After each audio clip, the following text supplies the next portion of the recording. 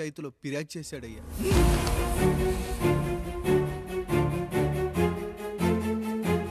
మస్తా గారు ఆ దస్తావేజులు ఇవ్వండి. అయ్యా మరి మా సంగతి ఏంటి? అడగరేంటి? అవునన్నయ్యా, ఈరోజు మీ పన్మేష్ కొడుకొచ్చాడు, రేపు ఆ పాలదం కూతురు వస్తుంది. ఇలా వచ్చినోళ్ళంతా మీ సంతానమని తెలిసాక అదిగో ఆ కాముడు చెప్పినట్టు మా ఆయన వాటా కిందో బాత్రూము, నాకో సబ్బు బిల్ల, నా పుట్టబోయే బిడ్డకో బొట్టు బిల్ల, ఇదే మిగులుతుంది. అయినా ఊరి జనాభా కన్నా అన్నయ్య పిల్లల సంఖ్య ఎక్కువైపోతుంది. వాళ్ళందరూ ఇంటి మీదకి వచ్చేలోపు మా ఆస్తి మాకు ఇచ్చేస్తే మా బతుకులు మేము బతికేస్తాంగా. అవునన్నయ్య, మా ఆస్తి మాకు కావాలంతే. ఎవరిని పట్టుకుని ఏం మాట్లాడుతున్నారయ్యా? గా ఉన్నప్పటి నుంచి ఆయన మిమ్మల్ని సాగుతూ ఉన్నారు. ఈరోజు పెరిగి పండయ్యాక మా దారి మేము చూసుకుంటా ఉండడం న్యాయం కాదయ్యా, న్యాయం కాదు. ఏ ఆయన నీకో కొడుకునిచ్చాడా? వాడి పేరేంటి? ఐఫోనా? ఎరా ఆస్తి కావాలా? 4 బ్రష్లతో తోముకుంటే ఎక్కడ విడిపోతామో అని నా బ్రష్ టూత్ పేస్ట్ నీకు త్యాగం చేసినప్పుడు అప్పుడు అడగాల్సిందిరా అన్నయ్య ఆస్తి కావాలి అని. ఎరా నేను వాడిపారేసిన లంగోటాలు మార్చి మార్చి చొక్కాలు చేతిగుడ్డలుగా వాడారే, అప్పుడు అడగాల్సిందిరా అన్నయ్య ఆస్తి పంచు అని. నువ్వు 6 నెలల పసిగందుగా ఉన్నప్పుడు పాల కోసం ఏడుస్తుంటే నిన్ను తీసుకెళ్లి పసుల దొడ్లో కట్టేశానే, అప్పుడు అడగాల్సిందిరా అన్నయ్య నాకు ఆస్తి కావాలి అని. మా తండ్రి గారు పాపారాయుడు పోలికలు నాకు, నా పోలికలు ఆండ్రాయిడ్కి. అసలు మా కుటుంబంలో ఏ పోలికలు లేని మీకు ఎందుకు ఇవ్వాలరా ఆస్తి? ఆస్తి లేదు, గీస్తి లేదు. Get out, get out, get out, get out, get out, get out అని నేను అనొచ్చు, కానీ అనగలనట్రా? అనలేను. ఎందుకంటే మీరంతా నా తమ్ముళ్ళు, నా చెల్లెళ్ళు. రక్తం తాగిన దోమ కూడా వెళ్ళేటప్పుడు కృతజ్ఞతగా ఏ మలేరియానో టైఫాయిడో వదిలి వెళ్తుంది. కానీ రక్తం పంచుకొని పుట్టిన మీరు ఈ అన్నయ్య కోసం ఆస్తి కూడా వదల్లేకపోతున్నారు కదరా. గుమస్తా గారు, నా యావదాస్తి నా తమ్ముళ్లకు చెల్లెళ్లకు వాళ్ళ పేర్ల మీద రాయండి. నాకు చిల్లి గవ్వ కూడా అక్కర్లేదు. ఇక ఈ ఇంటికి నాకు ఎటువంటి సంబంధం లేదు. లక్ష్మి, సావిత్రి, మీ చీరలు విప్పేయండి.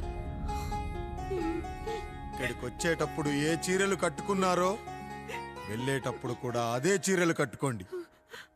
వెళ్ళిపోదాం. దస్తావేజులు తీసుకురండి.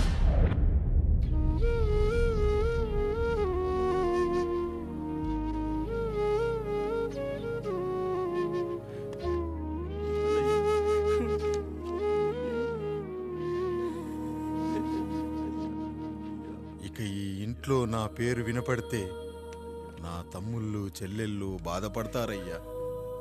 ఈ ఇంట్లోనే కాదు, ఈ దస్తావేజులో కూడా నా పేరు ఉండకూడదు. నేను ఇక్కడ సంతకం పెట్టి వీళ్ళ మనసు నొప్పించలేను. అయ్యా, మొత్తం వదిలేసి మీరెలా బతుకుతారయ్యా? ఎండకు నీడలా, వర్షానికి గొడుగులా నన్ను ఇన్నాళ్ళు కాపాడింది. కష్టాల్లో సుఖాల్లో నాకు తోడుగా నిలిచింది. నా నిజమైన ఆస్తిని, కుటుంబ గౌరవాన్ని కాపాడింది. ఇదేరా నా ఆస్తి, అంతస్తు. ఇదే మా నాన్నగారిచ్చిన లంగోట. బంగారం లాంటి తమ్ముళ్ళే లేనప్పుడు నాకు మాత్రం ఈ బట్టలెందుకురా? వెతికిన దొరకదే రూపం, అరి పిలిచిన పలకదే ప్రాణం. వెతికా నువ్వు నడిచిన దారుల్లో, బ్రతికే నువ్వు విడిచిన శ్వాసల్లో.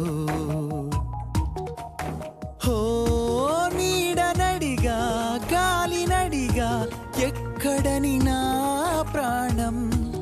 ఏరు నడిగా, ఊరు నడిగా, ఎందుకని మౌనం? బాధనను విడువనని తడిమినది వెంటపడి.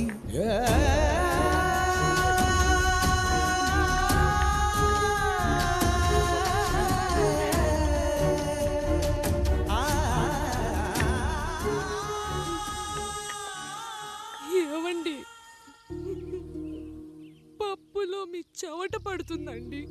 ఇడ్లీలో 2 చెంచాల ఉప్పు తగ్గించు లక్ష్మి. ఎలాగో మనం పేదోళ్ళమే కదా, కనీసం ఉప్పు ఖర్చైనా తగ్గుతుందనుకో.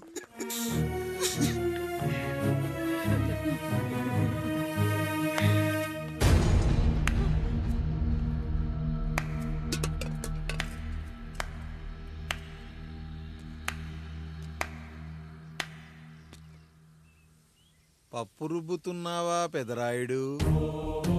ఎవడికైనా చేసిన పాపం పండుతుంది అంటారు, నీకు మాత్రం అదిగో అలా పిండయింది. అరే రే రే రే రే, చేతి నిండా భార్యలు, ఇంటి నిండా బంధువులు, బీరువా నిండా డబ్బులు, ఊరి నిండా జనాలు. ఏరి ఎక్కడ? ఇంటర్వెల్ ముందు ఇంటర్ చదివే కుర్రాడు ఏదో ఆవేశంగా డైలాగులు చెప్పాడు, సెకండ్ హాఫ్ కు మర్చిపోతాడు అనుకున్నావు కదూ? మర్చిపోవడానికి నువ్వు నాకు ఇచ్చింది అప్పు కాదు, ద్రోహం.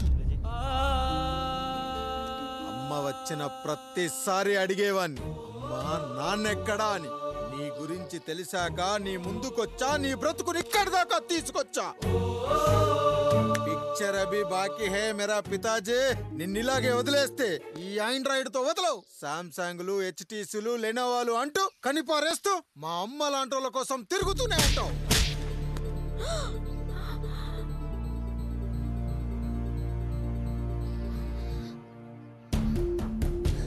అమ్మా అమ్మా, ఛీ, నన్నలా పిలవకురా. ఎవరిని పట్టుకొని ఎన్ని మాటలు అంటున్నావురా? రాయికి వరమిచ్చిన రాముడు దేవుడైతే, ద్రౌపదికి చీరిచ్చిన కృష్ణుడు దేవుడైతే, నాకు బిడ్డనిచ్చిన ఆయన కూడా దేవుడేరా. ఏంటి, ఇలానే వదిలేస్తే బిడ్డల్ని కంటూ వెళ్తాడా? అసలు ఆయన కంటూ సొంతంగా ఒక్క బిడ్డ కూడా లేడు.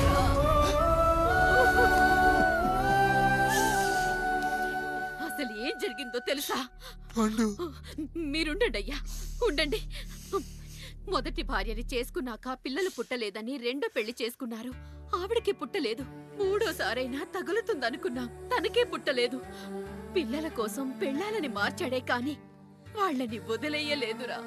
అదిరా మా పెద్దయ్య మనసు. ఆయన దగ్గర బాణం ఉంది కానీ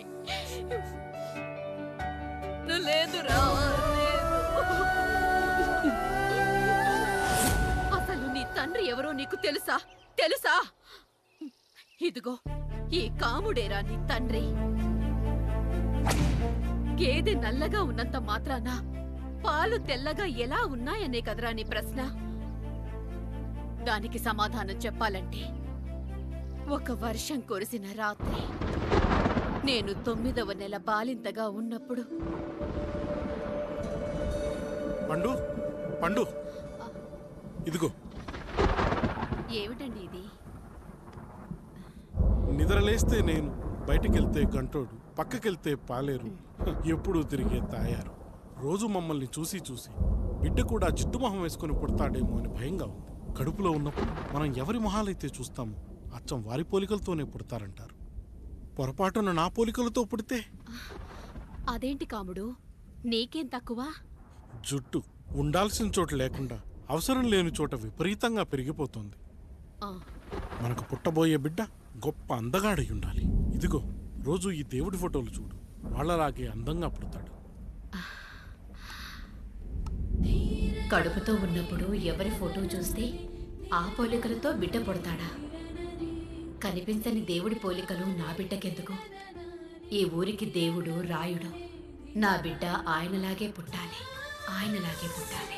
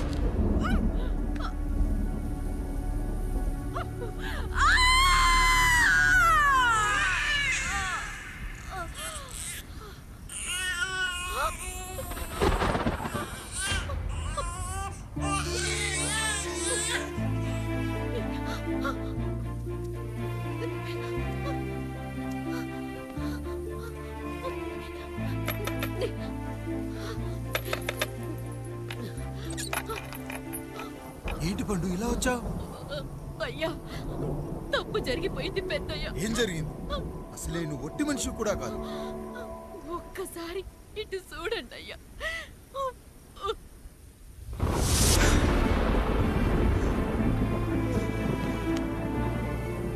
వీడేంటి అచ్చం నాలా ఉన్నాడు?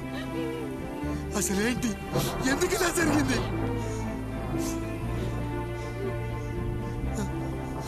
నువ్వు ఎప్పుడైనా చీకట్లో పంపు సైడ్ దగ్గరికి వచ్చావా?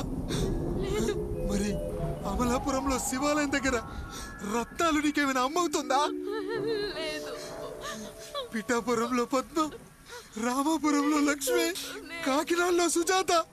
అయ్యో దేవుడా, అయ్యా, అసలు ఇదంతా ఎలా జరిగింది పండు? అయ్యా, ఇదంతా కాముడి వల్లే అయ్యా, కాముడి వల్లే. కాముడా? కాముడు కుటుంబానికి నాకు ఏం గుర్తు రావట్లేదే. ఎన్నని గుర్తు పెట్టుకోగలను నేను మాత్రం? అయ్యా, అది కాదయ్యా.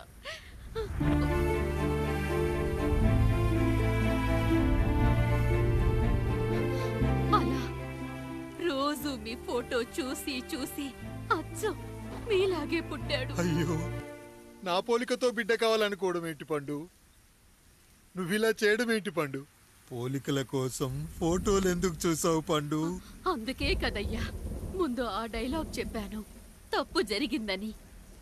ఇప్పుడు ఏం చెయ్యాలయ్యా? స్వచ్ఛమైన మన ప్రేమను ఈ పాడులోకం అర్థం చేసుకోదు. కనీసం మీ ఇద్దరి జీవితం బాగున్నా ఆనందపడేవాని. వీణ్ణి ఇక్కడ ఉంచొద్దు పండు, బయటికి పంపించు. బయటికి పంపించి బాగా చదివించు, గొప్పవాణ్ణి చెయ్యి. వీడికి అయ్యే ఖర్చంతా నేనే భరిస్తా. అవసరమైతే ఆ డబ్బు కాముడి జీతంలో కట్ చేద్దాం. అయ్యా, వెళ్లే ముందు